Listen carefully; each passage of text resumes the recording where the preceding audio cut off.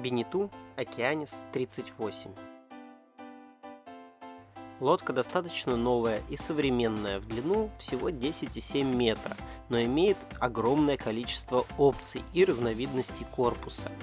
Единственное, что даже с опциями воды в нее влазит только 200 литров. В этом корпусе Бенету предлагает 5 планировок. 2 трехкаютные версии с разными санузлами и кухнями, и 3 двухкаютных варианта с раздельным санузлом и вытянутой кухней, с совмещенным санузлом и гардеробной отдельно, и с Г-образной кухней и совмещенным санузлом и гардеробной. В кормовой части лодки мы видим небольшую купальную платформу и рундук для спас-плота. Также нас встречают подъемные сиденья рулевого, которые удобно складываются при стоянке и достаточно легко ставятся в рабочее положение. Газовый рундук всего на один баллон. Что касается рулевого управления, то здесь предпочтение отдано левому борту, но стоит обратить внимание, что также низкий ногтоуз и все приборы расположены за штурвалом, что опять же не предоставляет дополнительного удобства при управлении, например, настройки автопилота. Зато компания Бенету широко применяет свои арки для несения гигашкота. Столик в кокпите выглядит достаточно просто, но с другой стороны он не мешает, когда находится в сложенном состоянии. При этом у него остается удобная ручка, чтобы за нее держаться во время движения. Кормовой рундук в трехкаютной версии не отличается большим размером, и в него можно убрать только самые необходимые вещи. Палуба на лодке достаточно широкая для своего размера, но она загромождена выступающими деталями, то есть босиком по палубе лучше не бегать. На лодке много ручек, чтобы удобно передвигаться. Шкотовая проводка выполнена в привычном виде. Вход в лодку решен распашными дверями, которые крепятся магнитиками к корпусу, чтобы их не болтало во время движения.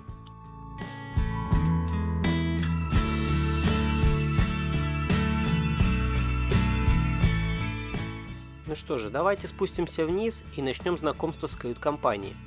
Вход достаточно пологий и удобный, можно идти лицом вперед. Как мы видим, здесь также принято решение сделать распашные двери в носовую каюту, чтобы визуально увеличить пространство. Это действительно здорово и является новым веянием в яхтостроении.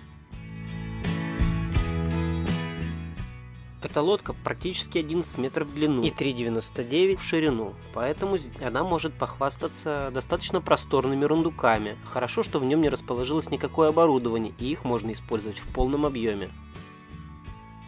Зато рундуки под сиденьями щедро снабжены всевозможным оборудованием, помпой, бойлером и разводкой воды. Зато за счет Г-образного расположения дивана у нас добавляются еще дополнительные рундуки, что без проблем решит проблему хранения вещей или инструментов. Небольшая нарезка паёлов дает удобство открытия их и облегчает труд инспекции и просмотра за всевозможным оборудованием, килевыми болтами, нет ли воды в корпусе, чтобы все это своевременно устранить. В трюме выполнена разводка воды. Это связано с тем, что помпа и бойлер находятся с другого борта, от санузла. Камбуз. В выставочном экземпляре он выполнен линейным образом. Это является безусловным преимуществом во время стоянки, поскольку такая планировка предполагает большое количество разделочных поверхностей, но с другой стороны не так удобно готовить на ходу, особенно во время качки и крена. Бенету также предлагает и Г-образный вариант, поэтому подумайте, какой вариант вам наиболее подходит под ваши сценарии использования лодки. Но здесь в любом случае огромное количество всевозможных ниш, ящичков, шкафов и даже холодильник есть с горизонтальной загрузкой. Носовая каюта в этой лодке является мастер-каютой. Здесь расположилась действительно широкая и большая кровать, под которой располагается опциональный водный танк. Под кроватью есть выдвижной ящик, что достаточно удобно для того, чтобы складывать туда вещи и иметь хороший доступ. 2 шкафчика по бортам с лючками для ревизии. Обратите внимание, что в трюме имеется очень удобный доступ к лагу и эхолоту, что позволит достаточно легко и без труда снять его и почистить, но будьте осторожны, не вынимайте его во время движения, потому что его нужно закрыть специальной крышкой. Иначе через отверстие моментально наберется вода.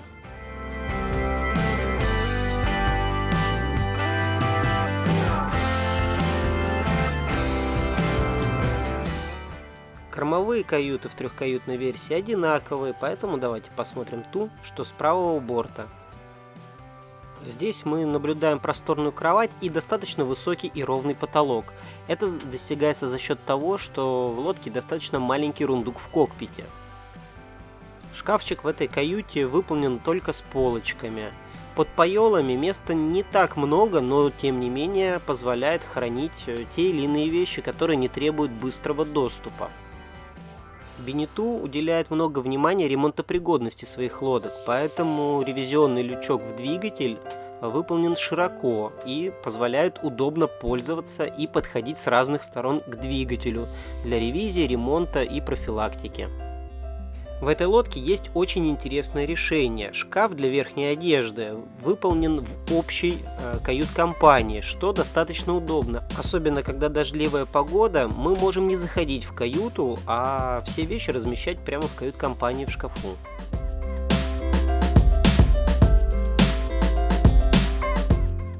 Отключение аккумуляторов выполнено в каюте по левому борту.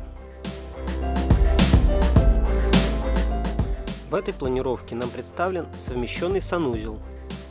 Выглядит он достаточно обычно. В правом шкафчике у нас расположился фекальный танк, то есть у нас место для зубной щетки не так велико. Под раковиной расположились трубы, но, как мы помним, вся основная разводка у нас выполняется по левому борту под сиденьем. Стоимость на данную лодку начинается от 95 тысяч евро. Но это базовая комплектация, и, как мы помним, нужно разбираться в деталях. Поэтому, если вам будет интересно, пишите в комментариях, и при серьезном интересе я порекомендую вам дилера в вашем регионе.